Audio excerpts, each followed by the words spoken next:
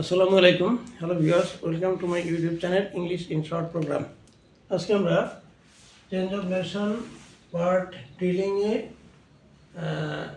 Jessore board 2017 সালে HSC পরীক্ষাতে যে নেশন চেঞ্জ করে দেওয়া হয়েছিল সেটা আমরা ডিলিং করব, অনুশীলন করব। এটা দেওয়া ছিল ইনডিরেক্টে দেওয়া ছিল, আমরা ইনডিরেক্ট থেকে ডিরেক্ট করব। এখানে আছে, the teacher asked the students if they had heard the name of Yusuf. The students respectfully replied that they had not, and asked the teacher who he had been. The teacher advised them to listen to his lecture attentively and they would be able to know about him. He also exclaimed with wonder that his fables are very interesting and instructive. তাহলে আমরা দেখছি যে এখানে the teacher আর the students এর ভিতরে এই কথোপকথনটা হচ্ছে।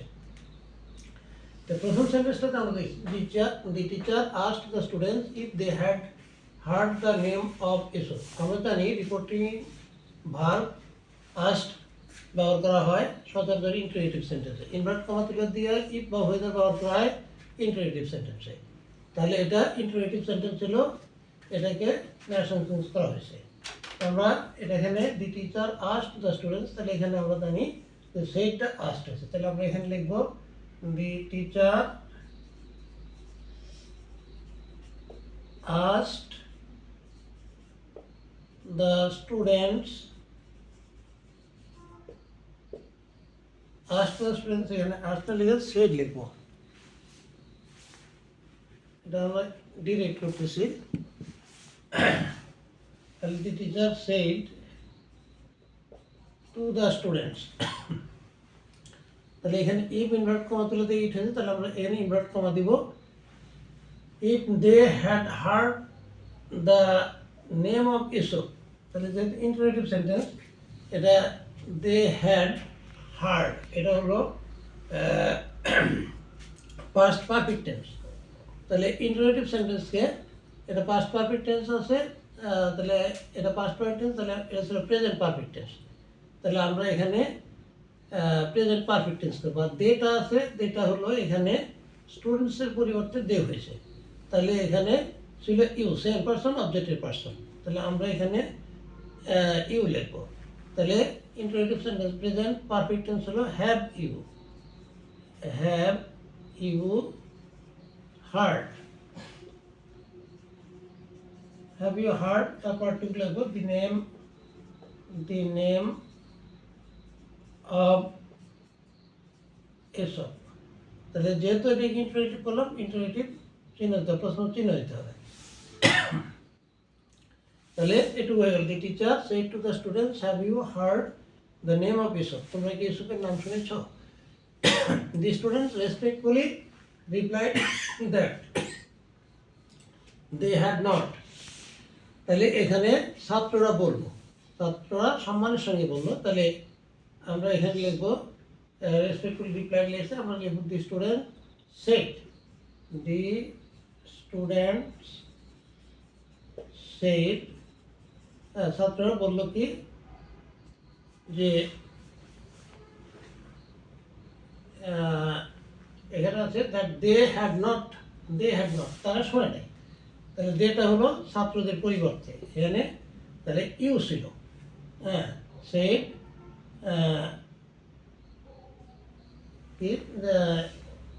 এর ছাত্রদের পরিবর্তে এটা সাবজেক্ট আই ছিল, তাহলে আই এটা হলো প্রেজেন্ট পাস্ট পারফেক্ট টেন্স, তাহলে ছিল প্রেজেন্ট পারফেক্ট টেন্স।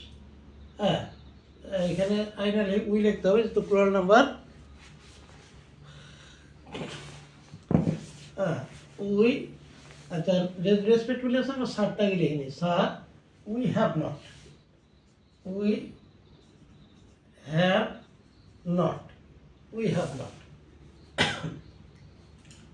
তারপরে কি বললো, তারপর বলছে and asked the teacher who he had been, এই কথাটা ছাত্রদেরই, সুতরাং এখানে আমরা একসঙ্গে লিখে দেবো অ্যান্ড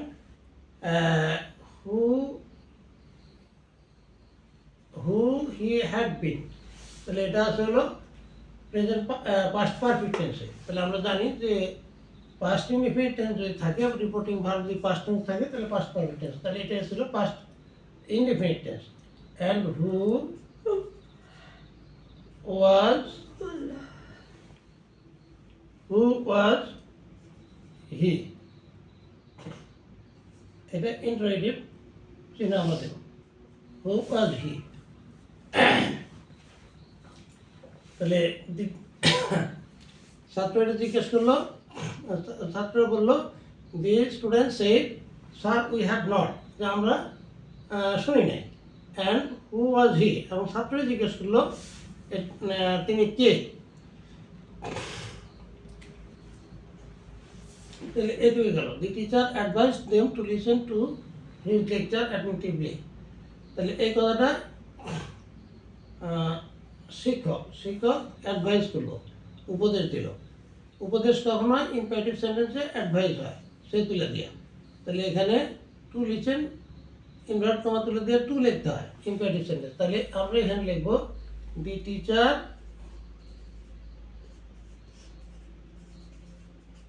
অ্যাডভাইসের পরিবর্তে এখানে সেইড লিখবো, said the teacher said to them. আর এখানে টুটা হয়েছে ইনভার্ট কমা তুলে দিয়ে। তাহলে আমরা এখানে ইনভার্টেড কমা দিব, কমা দিয়ে ইনভার্টেড কমা দিব লিসেন, LISTN, লিসেনের এলটা বড় হাতে হবে, লিসেন টু। এখানে হিজ আছে, হিজটা হলো এখানে শিক্ষকের কথা। The teacher said to them, listen to my, my এখানে মাইটা, এখানে হিজটা হলো পজিটিভ কেস, হিজটা হলো পজিটিভ কেস এই মাইয়ের পরিবর্তে। মাই এখানে হলো শিক্ষক, হি, তার পজিটিভ ফর্ম হচ্ছে his. Listen to my lecture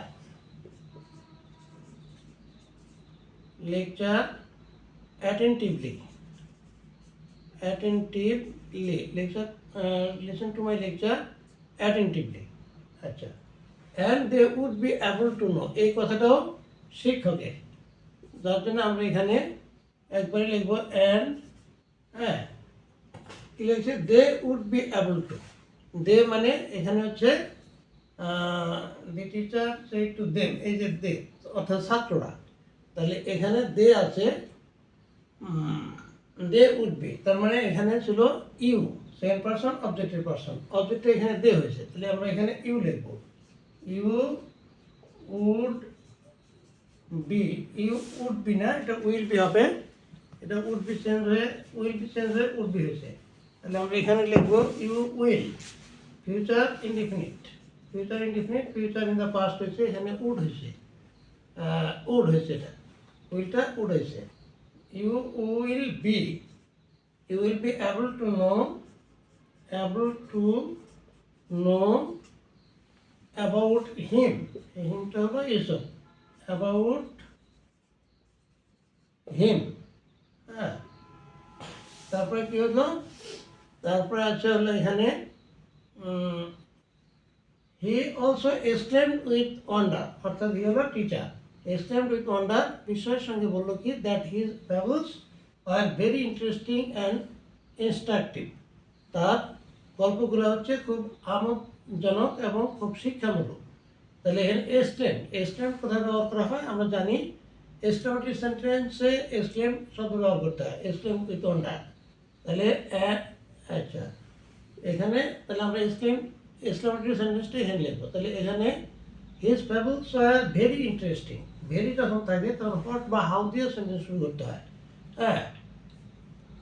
how আমরা লিখবো how interesting, how interesting and instructive, and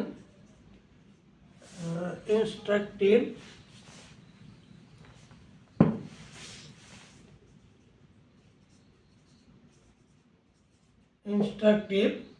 how interesting and instructive his fables, his মানে ইসবের, and থার্ড পারসনের পরিবর্তন করা যাবে না, his fables এটা যেহেতু এখানে হ্যাঁ ওয়ার দিছে পাস্ট ইনডিফিনিট টেন্স তাহলে প্রেজেন্ট ইনডিফিনিট টেন্স ছিল, তাহলে আমরা এখানে লিখবো how interesting and instructive his fables আর আর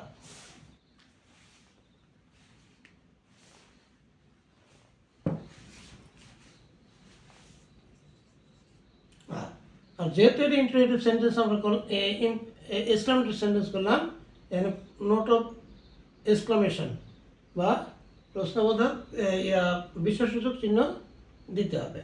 তাহলে আমরা এখানে ইনভার্ট কমা ক্লোজ করবো। তাহলে দেখা যাচ্ছে যে আমরা এখানে লিখলাম, ডিরেক্ট করলাম, the teacher said to the students have you heard the name of এসব। হ্যাঁ, the students said, sir, we have not. And who was he? The teacher said to them, listen to my lecture attentively and you will be able to know about him. How interesting and instructive his fables are. তো আজ এ পর্যন্তই, আবার দেখা হবে নতুন video নিয়ে। Thank you all, আল্লাহ হাফিজ।